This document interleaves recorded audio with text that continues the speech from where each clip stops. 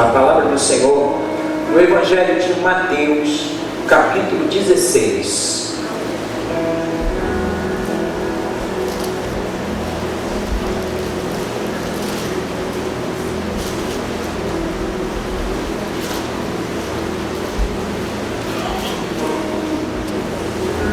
Vocês acharam sim ou não? Mateus capítulo 16, do verso 1 até o verso de número 12, diz assim o texto: E chegando-se os fariseus e os saduceus para o tentarem, pediram-lhe que lhes mostrasse algum sinal do céu. Mas ele, Jesus, respondendo, disse-lhes: Quando é chegada a tarde, dizeis, haverá bom tempo, porque o céu está rubro. E pela manhã, hoje haverá tempestade, porque o céu está de um vermelho sombrio. Ele diz: hipócritas, sabeis diferenciar a face do céu e não conheceis os sinais dos tempos? Uma geração má e adúltera pede um sinal, e nenhum sinal lhe será dado, senão o sinal do profeta Jonas. E deixando-os, retirou-se. E passando seus discípulos para outra banda, tinham se esquecido de fornecer-se de pão. E Jesus lhes disse: Adverti e acautelai-vos do fermento dos fariseus e saduceus. E eles arrazoavam entre si, dizendo: É porque não nos fornecemos de pão. E Jesus, percebendo isso, disse: Por que arrazoais entre vós, homens de pequena fé, sobre o que vos tendes fornecido de pão? Não compreendeis ainda, nem vos lembrais dos 5 pães para 5.000 homens, e de quantos cestos levantastes? Nem dos 7 pães para 4.000, e de quantos cestos levantastes? Como não compreendeis que não vos falei a respeito do pão, para que vos guardasses do fermento dos fariseus e saduceus? Então compreenderam que não dissera que se guardasse do fermento dos fariseus, mas da doutrina dos fariseus. Então somente aqui nós teremos uma palavra de oração. Querido Pai, mais uma vez, no precioso nome de Jesus, graças te damos por essa palavra que foi lida, e com a ajuda do Espírito Santo será elucidada, explanada, e para tanto nós pedimos por mais uma vez a intervenção do Espírito Santo, que nos conceda sabedoria, graça e unção, para que eu me faça entendido. Fala conosco, nos ajuda, é a minha, a nossa oração, no precioso nome de Jesus. Você pode dizer: Deus tem uma palavra poderosa para mim. O nosso tema vai ser memória. Nosso tema. Eu gosto de trabalhar com o tema porque você trabalha mais centrado, focado naquilo que nós entendemos que é o sentimento do coração de Deus para o nosso coração. Temos aqui um texto que fala exatamente de quando Jesus estava com os seus discípulos, e ele também foi experimentado pelos fariseus e saduceus, que eles viviam em função disso. Eles sempre buscavam descobrir ou extrair de Jesus uma falha, né? Acerca dos tempos, acerca do futuro, acerca da vontade de Deus. Nós sabemos que tanto os fariseus como os saduceus, eles eram grupos religiosos, né, que faziam parte daquela sociedade, e eram pessoas que tinham um profundo conhecimento da lei, né, e eles se achavam preparados, com sabedoria, com entendimento suficiente para experimentar Jesus. Mas o que eles não sabiam, que Jesus, ele veio como homem, o Deus, assumiu um tabernáculo. Jesus tabernaculou, assumiu uma forma humana, e nós aprendemos na teologia que Jesus veio 100% homem e 100% Deus. É claro que Jesus não ia usar a sua divindade no momento que ele foi tentado, senão o mundo espiritual usaria isso para refutar, né? Não vou dizer facilidade, mas para refutar que todo o problema que Jesus passou, toda a aflição, toda a angústia, toda a dor, Jesus assim experimentou, não em razão desse tabernáculo, como nós sentimos dores, aflições, sentimento de abandono, de exclusão, e o mundo espiritual, se ele percebesse que Jesus passou por todas essas coisas na condição de Deus, ele seria o primeiro a acusar. E Jesus, tudo que Jesus passou nos seus momentos mais cruciais, de desafios, tanto no Getsemane, como em qualquer momento que Jesus passou, das suas labutas, das suas guerras contra o mundo espiritual, Jesus foi totalmente provado, tentado, experimentado no seu corpo humano, como qualquer um de nós. Vocês dizem amém? Amém. Mas em momentos pontuais, Jesus mostrava para nós que ele era Deus, né? Quando ele perdoava o pecado de homens. Aquela passagem que 4 homens resolvem pegar um poço e descer telhado abaixo. Jesus viu a fé daquele homem e daqueles 4 que proporcionavam a introdução daquele homem telhado abaixo. Jesus disse: ó homem, grande é a tua fé, perdoados são os teus pecados. E as pessoas razoavam entre si, dizendo: quem é este que pode perdoar pecado? Ali Jesus estava na condição de Deus, né? Perdoando o pecado. E também naquele momento da transfiguração, quando Jesus leva Pedro, Tiago e João, que seriam a coluna da igreja primitiva, Jesus transfigurou-se, e naquele momento da transfiguração apareceram Moisés e também apareceram Elias. Os 3 ali, naquele momento os discípulos ficaram sobremodo assim atemorizados, né? Nunca tinham vivenciado um momento tão importante, mas Jesus queria também revelar aos discípulos a sua deidade, a sua divindade, e assim Jesus o fez. Mas o mundo espiritual sabe que todas as vezes que ele experimentou Jesus, que ele tentou Jesus, Jesus tomou para si aquele momento difícil no seu corpo, na sua carne. Ele foi tentado como o primeiro Adão, como cada um de nós, quando também somos provados e tentados. Nesse momento, os discípulos, os fariseus, estavam pedindo a Jesus um sinal, né? Um sinal para que eles pudessem acreditar. Porque o tema memória, a memória que Jesus faz menção dela é um foco tão somente direcionado aos discípulos. Quando Jesus se direciona aos fariseus e saduceus, ele os chama de hipócritas, porque eles sabiam diferenciar uma tarde que viria chuva e a outra que não viria.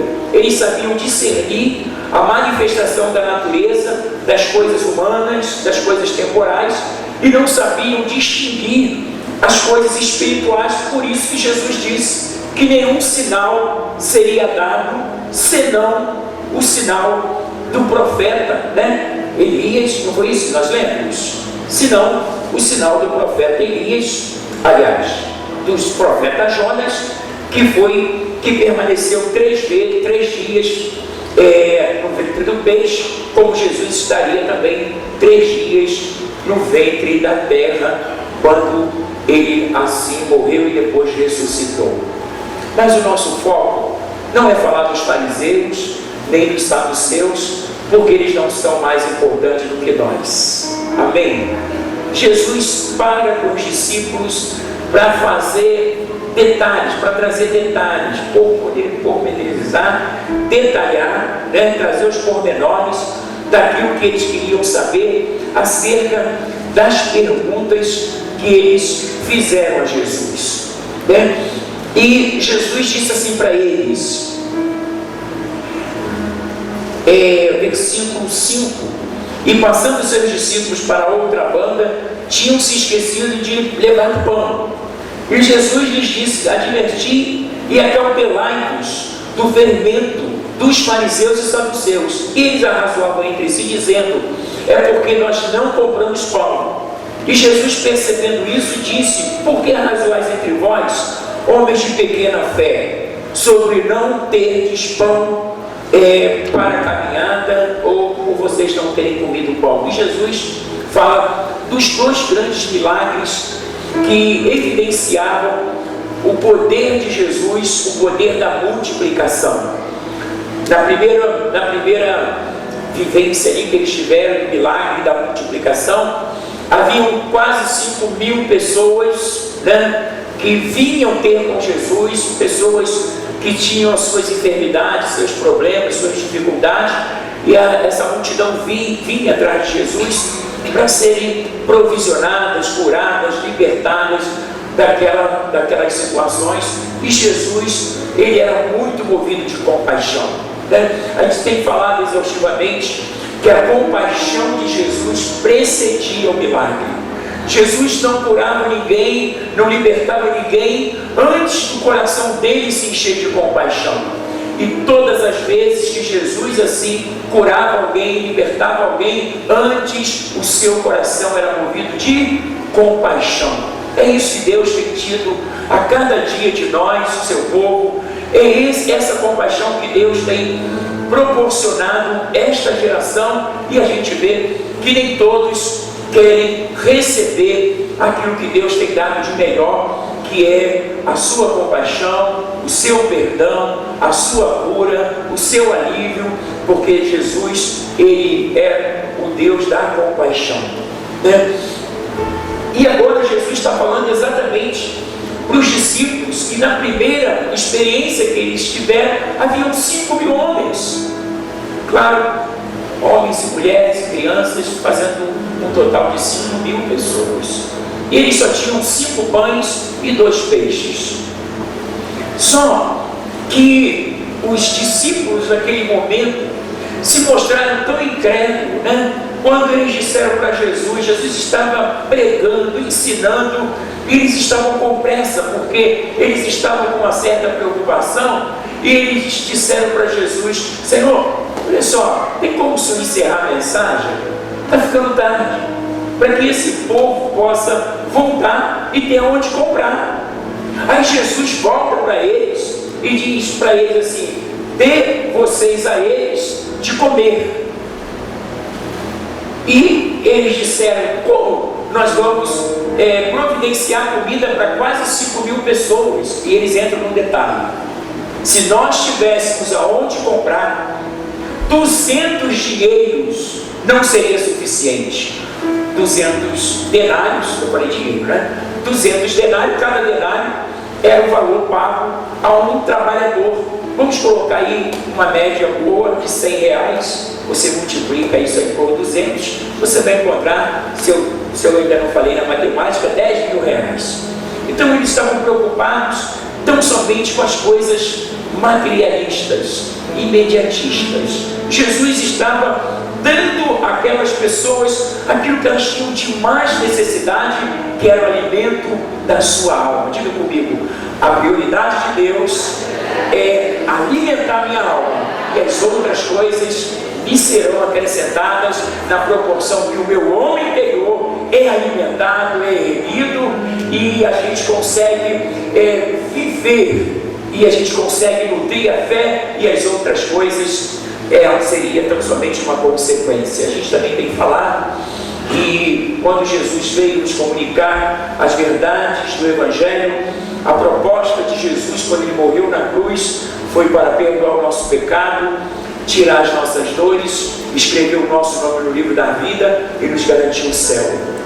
E eu quero dizer para você o seguinte: se Jesus já garantiu o céu, o que ele te negaria nessa terra? Nada. Se ele já te deu o céu, a terra, o que você precisar e você necessitar, é uma questão de tempo. É só você orar e acreditar, porque todas as coisas são possíveis ao que crê. Salmo 24: do Senhor é a terra, a sua plenitude, o mundo e todos aqueles que nele habitam. Não só o céu pertence a Deus, mas também a terra. Amém? Qual é a sua necessidade?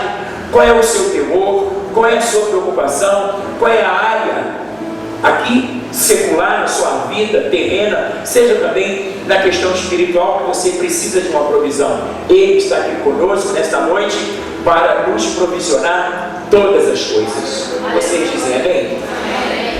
Pois bem, Jesus então está chamando aos discípulos a responsabilidade deles terem memória.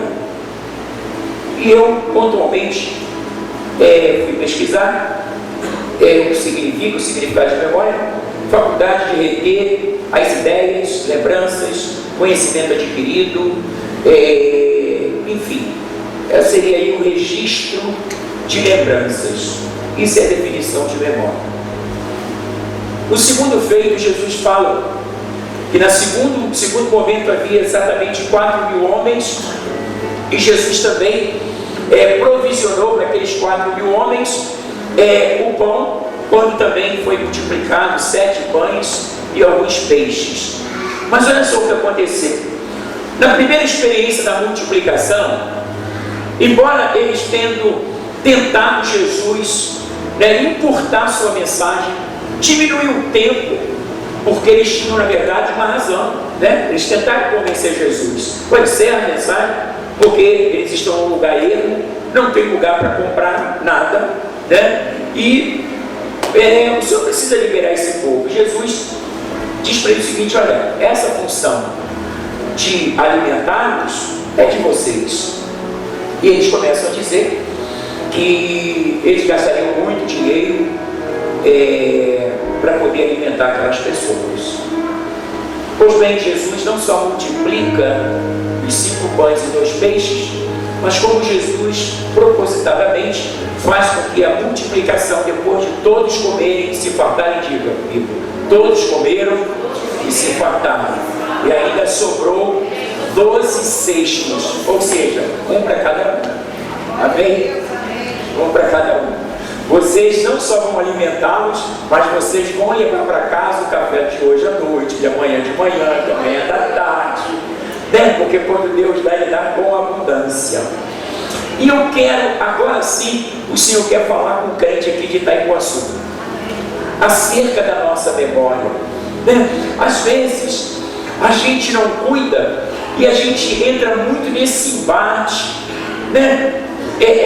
veja bem, eu vou chamar do farisaísmo de um espírito farisaísta, eram demônios que usavam homens religiosos com uma finalidade de invalidar o ministério de Jesus, de provar Jesus, de tentar Jesus. Então eu quero dizer aos irmãos o seguinte: os homens passam, as gerações se modificam, mas os espíritos são os mesmos. Diga comigo, os espíritos são os mesmos.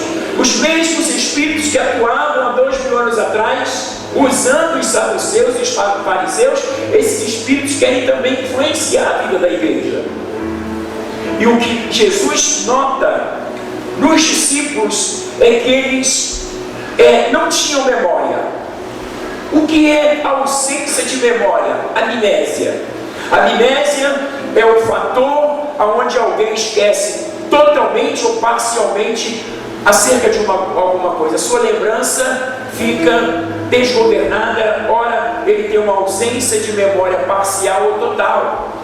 E às vezes, irmãos, nos momentos tão difíceis da nossa história, se a gente não cuida, vem sobre nós um espírito de incredulidade, de ceticismo, e a gente é como se não tivéssemos uma experiência tão sólida com o Senhor, coisas que Deus já fez por nós, experiências que nós temos, experiências vastas com o nosso Deus, e como no momento de dificuldade, no momento de pressão, no momento de cerco, onde o mundo espiritual faz o cerco, porque os saduceus e fariseus cercaram Jesus, eles estavam dizendo o seguinte: olha, se o Senhor nos der um sinal do céu, a gente vai acreditar que o Senhor é o Cristo. E eu quero dizer para você que o crente que já teve uma experiência não precisa mais de sinais.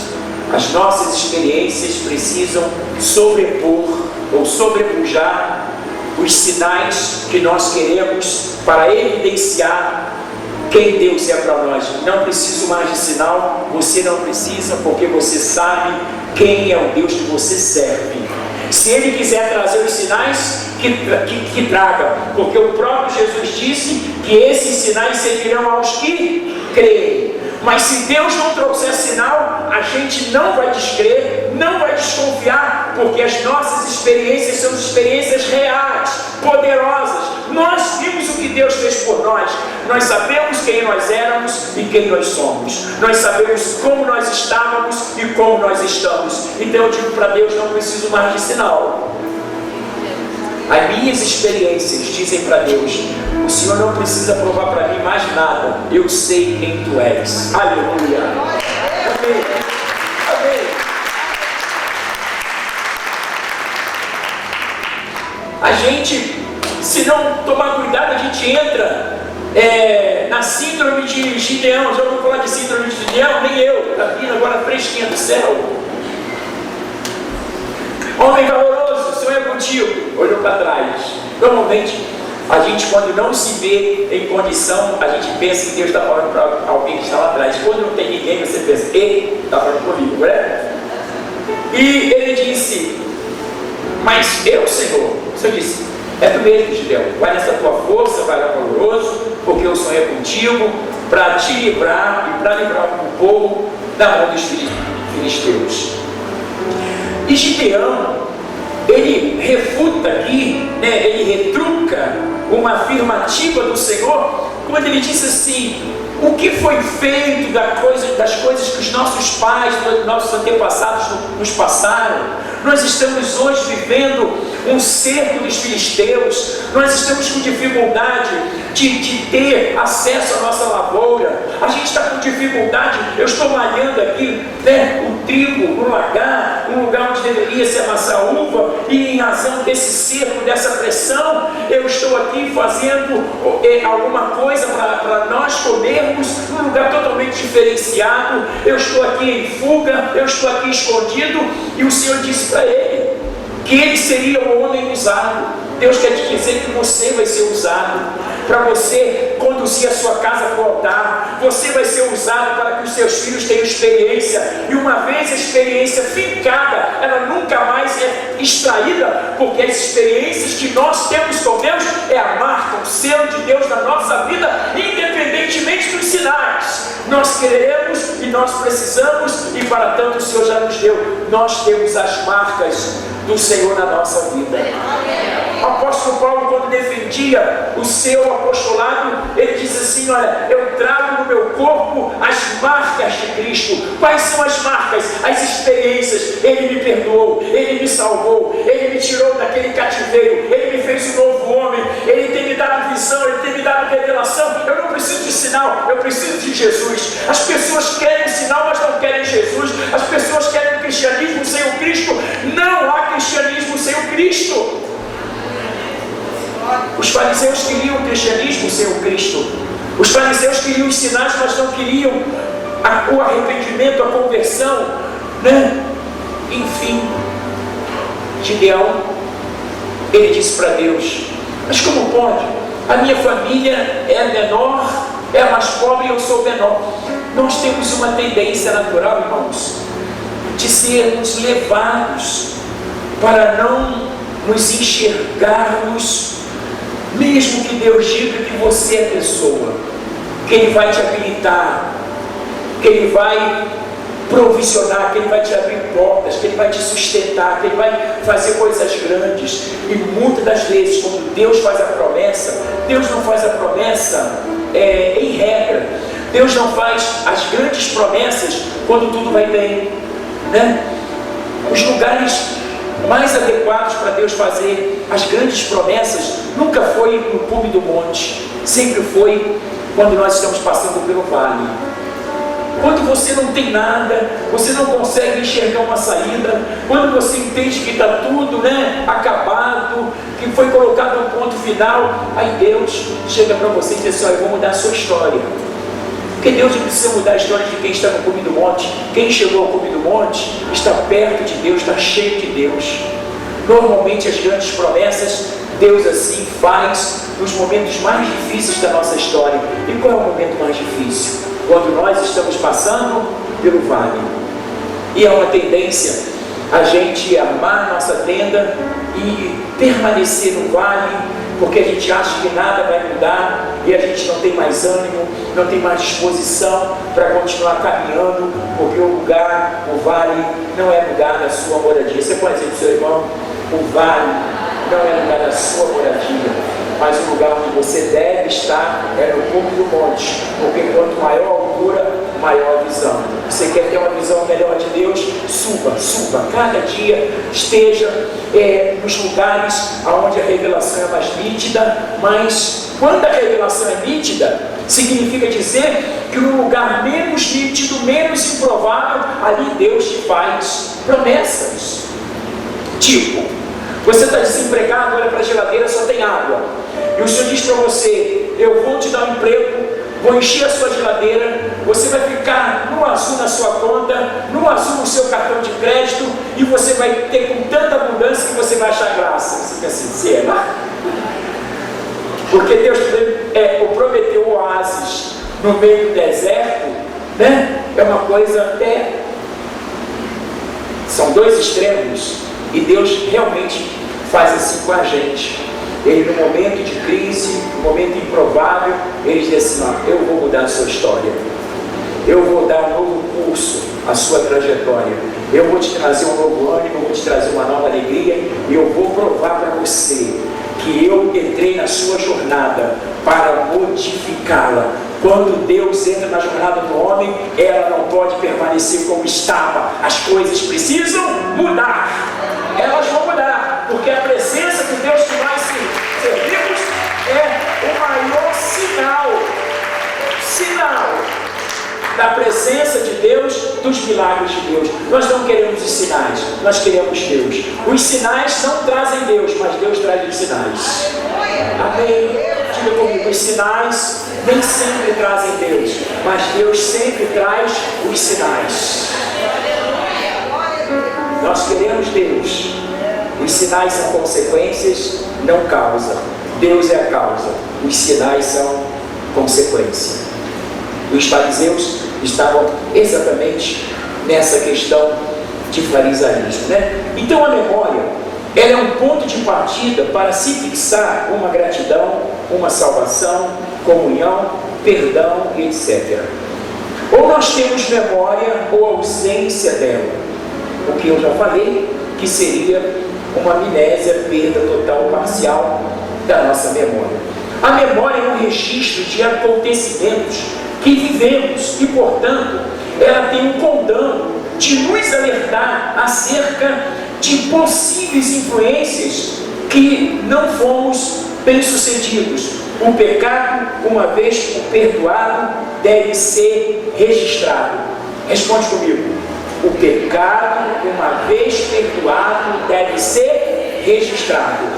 Se você faz um registro do perdão que você obteve de Deus acerca do seu pecado, essa memória vai bloquear todas as vezes que o diabo quiser te mostrar o seu pecado. Você tem que dizer para o mundo espiritual, tenho memória, eu fui perdoado, oh aleluia. Aí você até introduz o Kleber Lucas, né? Eu fui perdoado, oh aleluia, eu sou livre. Só que a memória, ela tem duas vertentes. Ora, a memória, ela quer nos acusar em razão de um pecado que a gente já foi perdoado, mas que a gente não se vê perdoado. É um registro ruim, porque se Deus te perdoou, Ele faz nova todas as coisas. Uma vez perdoado, você tem que levantar a cabeça e dizer para o mundo espiritual, eu tenho memória do meu pecado, mas eu não abro mão da memória do perdão que Deus efetuou na cruz por mim. Você diz amém? Porque a memória, ela tem duas vertentes. Ora a memória nos absolve, ora a memória quer nos acusar. Porque memória é registro de lembranças. Quando nós lembramos do perdão, está implícito no perdão o quê? O pecado cometido, sim ou não?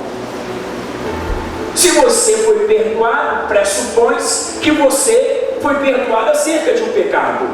Então, se você foi perdoado, o perdão de Deus na cruz por você deve bloquear toda a memória acerca de uma coisa passada. O teu pecado foi perdoado. E se você tem memória, ela vai bloquear toda acusação. Você diz amém? Amém. Amém.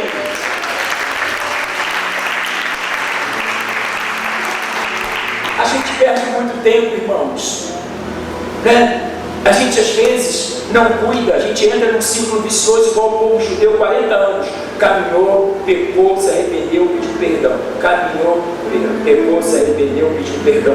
As pessoas vivem isso a vida delas inteira, né? A memória que Jesus está dizendo para eles, quando eu lhes falei acerca do pão, eu não estou dizendo acerca dos pães, do fermento. Quando eu lhes falei acerca do fermento, quando Jesus disse assim, ó, cuidado com o fermento dos fariseus.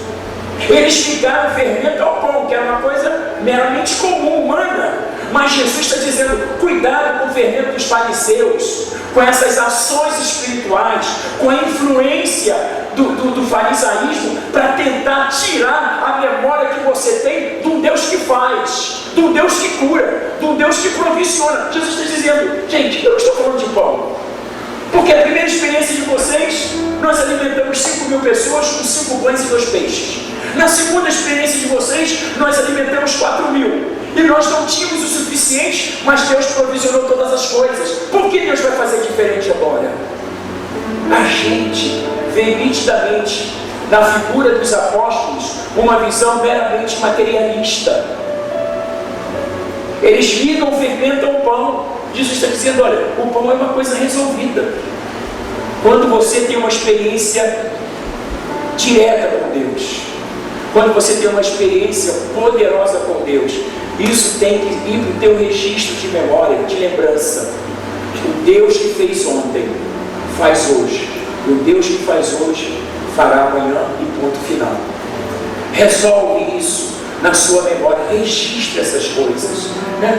Eu sempre falo que eu não tenho direito, eu acho que nenhum de nós tem direito, mas eu tomo para mim essa bandeira, quando eu falo que eu não tenho direito de desconfiar, de pedir mais sinal a Deus. A minha filha bateu de frente com um poste, com um carro, ficou morta 5 dias, Deus a ressuscitou. Eu te pergunto, se Deus me devolveu minha filha, isso já fazem 10 anos, por que Deus não pode me devolver tudo? Ele pode me devolver tudo, Ele pode me dar tudo, porque Ele me devolveu a coisa mais preciosa, que era a minha filha. E irmãos, Senhor, eu vou dizer uma coisa, a gente está para construir um novo templo maior, me dá um sinal que o Senhor é comigo. Ô Jorge, a Mariana é o teu maior sinal. O farisaísmo é um espírito que ele tenta descredenciar quem Deus é para você. Ele tenta invalidar as experiências que você já viveu com Deus. Você e eu não temos que pedir um sinal, nós temos que pedir mais e mais, mais e mais. Não foi essa música que nós cantamos? Mais e mais de ti, mais e mais de ti, porque quando Deus vem, o milagre vem, os sinais seguirão os que creem. E Jesus está exatamente discorrendo sobre isso. Então, logo o perdão deve bloquear toda acusação. Diga comigo, o perdão deve bloquear toda acusação antes do perdão, porque o pecado foi antes do perdão, pós-pecado está resolvido. Amém? Está resolvido? Está resolvido, amém? Você diz comigo, está resolvido. Os meus pecados, Deus não se lembrará mais. Ele pegou todos os meus pecados e lançou no mar do esquecimento. O que significa o mar do esquecimento? Deus disse, olha, eu não lembro mais o que você fez, só segue daqui para frente. Essa é a tua memória. Começou um novo tempo, uma nova história, Deus tem para mim. Um novo tempo Deus tem para mim. Tudo aquilo que Jesus conquistou na cruz é direito meu. Eu consegui juntar 2 hinos, né, irmão?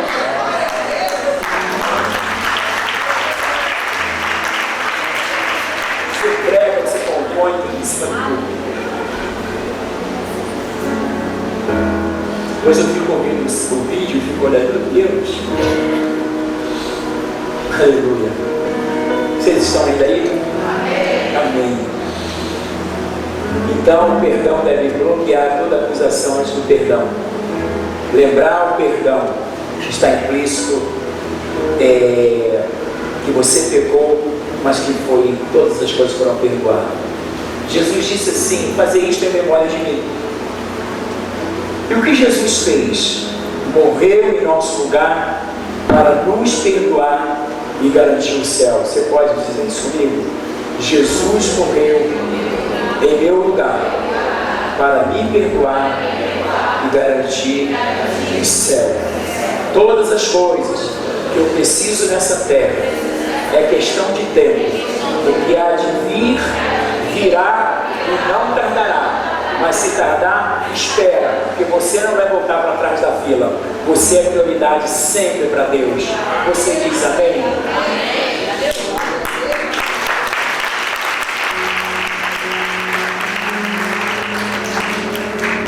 O que Jesus estava advertindo acerca do fermento dos fariseus?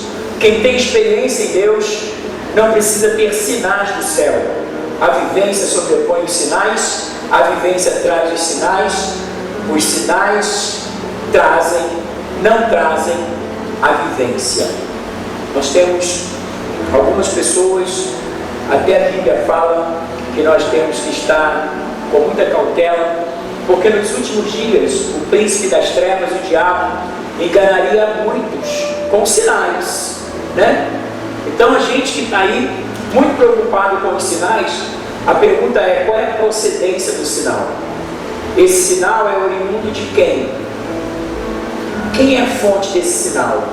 Né? E às vezes a gente fica um pouco, se a gente não cuida da nossa memória, das nossas lembranças, das coisas que Deus nos prometeu e sobretudo das coisas que nós já vivenciamos ao longo da nossa história cristã, essas coisas precisam consolidar, né? Quem Deus é para nós, quem nós somos para Deus. E Ele, na verdade, Ele sabe, conhece muito bem cada necessidade.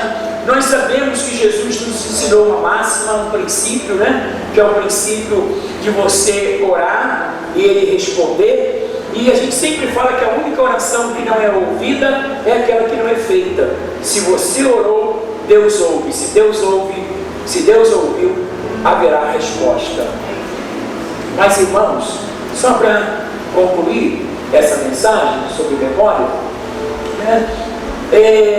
Se nós tomarmos aí como base essa revelação espiritual, que esses espíritos, né, que agiram sobre homens, sobre esse grupo de homens que se davam ao farisaísmo, grupos de saduceus, supostamente pessoas conhecedoras da lei, do Pentateuco, né? No Antigo Testamento. Essas pessoas eram mestres, essas pessoas tinham um conhecimento profundo acerca da lei, mas elas agora estavam tendo uma experiência sobre Jesus, acerca de Jesus. E Jesus está dizendo para os discípulos: tomem cuidado para que vocês não sejam levados, né, por essas variações aí, que são os fermentos dos fariseus, né? Às vezes, quando você fala de fermento, aproveitando aqui a deixa de Jesus, porque os pães asmos, que era o pão da ceia, o pão da Páscoa, ele não podia ter fermento. Os pães asmos não tinham fermento, era uma exigência de Deus, porque o fermento tipifica a malícia, o fermento tipifica a rivalidade, a disputa, o preconceito, né?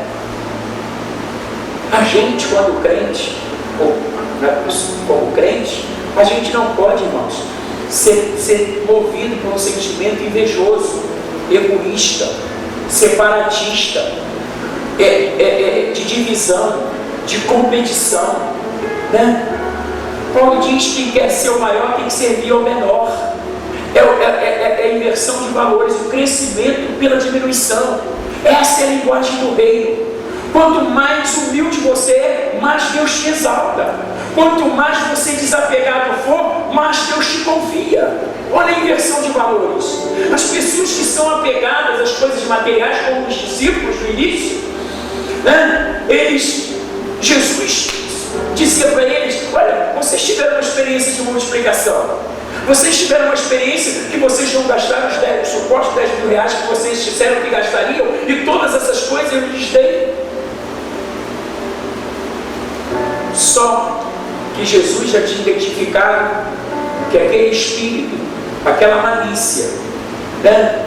Aquele fermento já tinha contaminado os fariseus. Deus encheu meu coração para falar sobre essas coisas. É triste às vezes a gente ver no seio da igreja ciúme, rivalidade, disputa, competição, né? As pessoas lutando e querendo o lugar de outrem. Meu irmão, o que Deus tem para você vai vir na tua mão. Não vai vir na tua mão. Seja desapegado, desapega, né? Desapega. Quanto mais desapegado você for, mais Deus vai te confiar, porque Deus vai confiar coisas grandes aos desapegados. Porque os apegados, às vezes, se eu confio em muita coisa, Ele não vai abrir e nem repartir. Deus quer te dar muita coisa se você for bom mordomo. Ele te confia grandes coisas e você reparte, e você distribui, e você abençoa. Você não é um centralizador, você tem que ser como Jesus foi, descentralizador. Deus confiava tudo a Jesus e Ele distribuía para os discípulos e tem distribuído para cada um de nós. Vamos aprender com Jesus. Você pode dizer para o seu irmão: o que Deus preparou para você, nem os homens, nem os saduceus, nem os fariseus, nem o diabo, nem o inferno, nada vai impedir que chegue na sua mão o que Deus sonhou e projetou para você. Nada vai bloquear, porque você vai receber o que foi melhor de Deus nessa terra.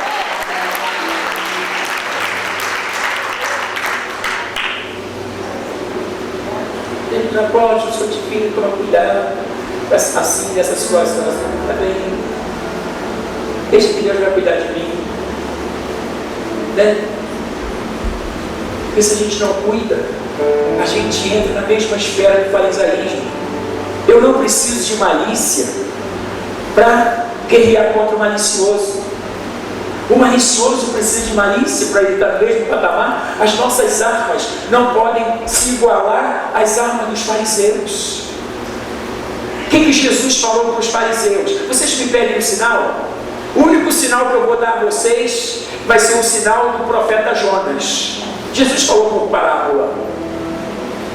Ou seja, Jonas ficou 3 dias no ventre do peixe e Jesus falava acerca da sua estada 3 dias no ventre da terra.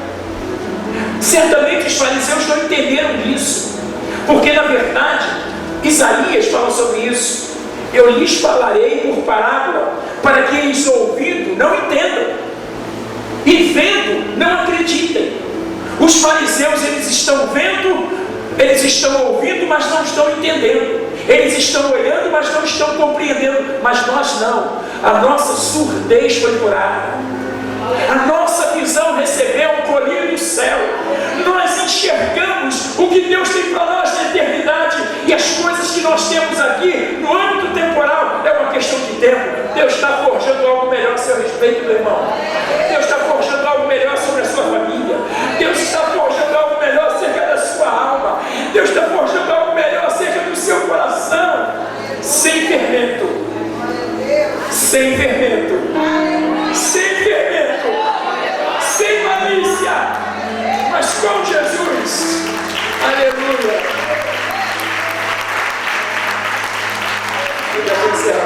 Tem pessoas que usam até um versículo bíblico de Paulo.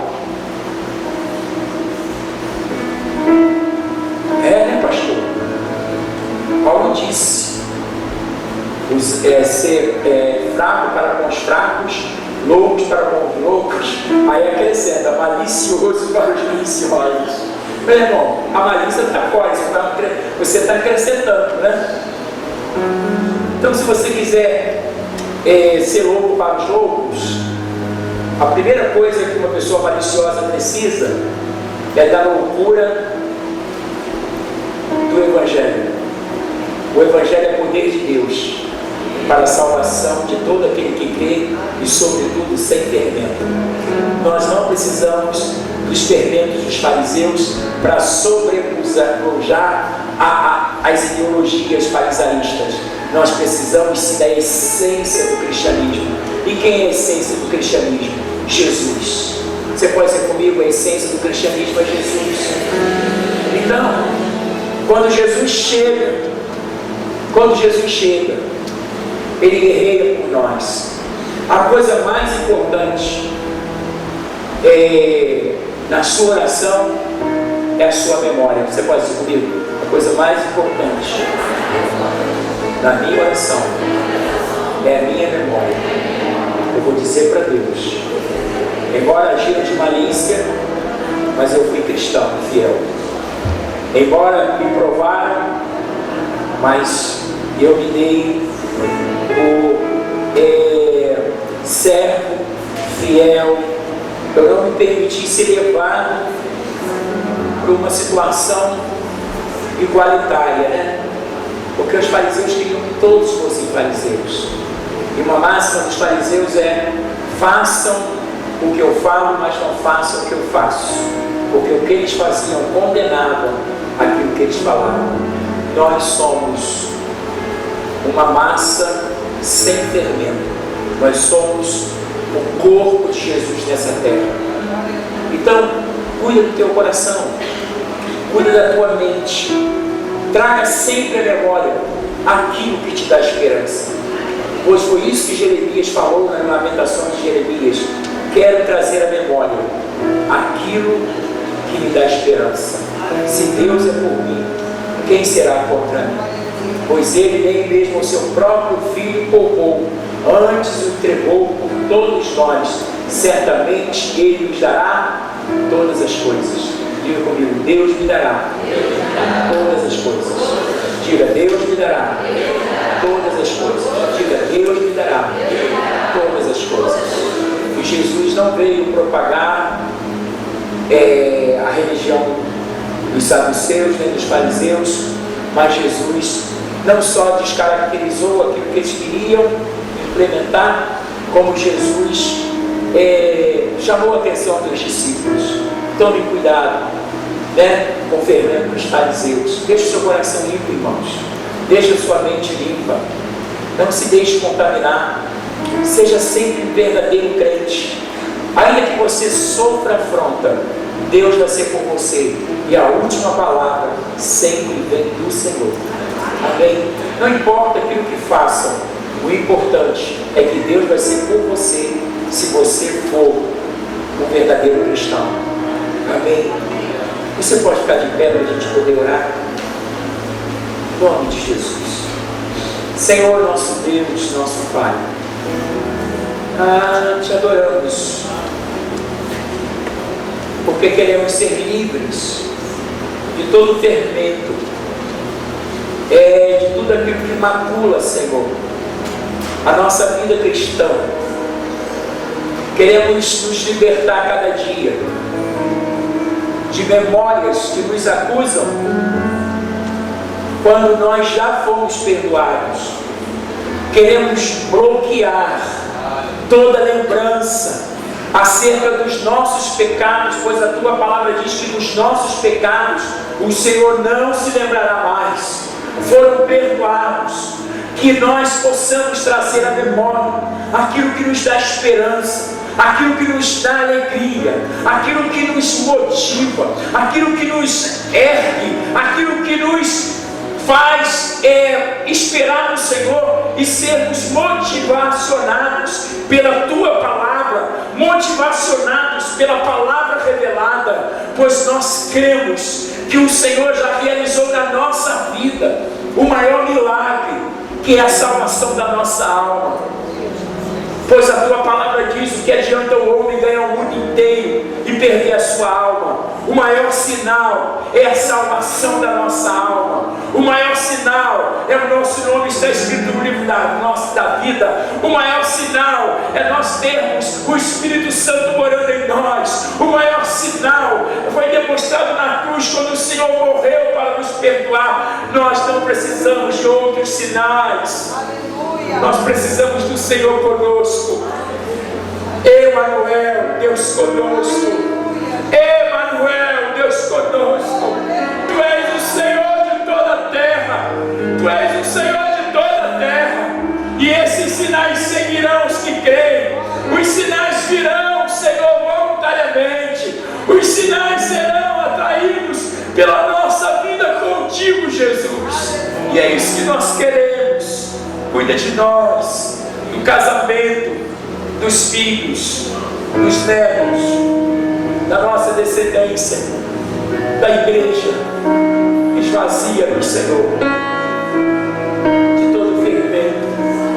Esvazia-nos, Senhor, de toda malícia. Esvazia-nos, Senhor, de tudo aquilo que quer se interpor entre o Senhor e nós. Mas Tu és o Cristo, o Cristo, o Deus que morreu na cruz para perdão dos nossos pecados.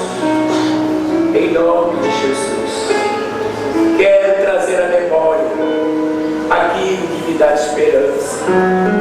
Quero trazer à memória aquilo que me dá esperança. Oh, quero trazer à memória aquilo que me dá esperança. Deus conosco, a expressão fiel da glória.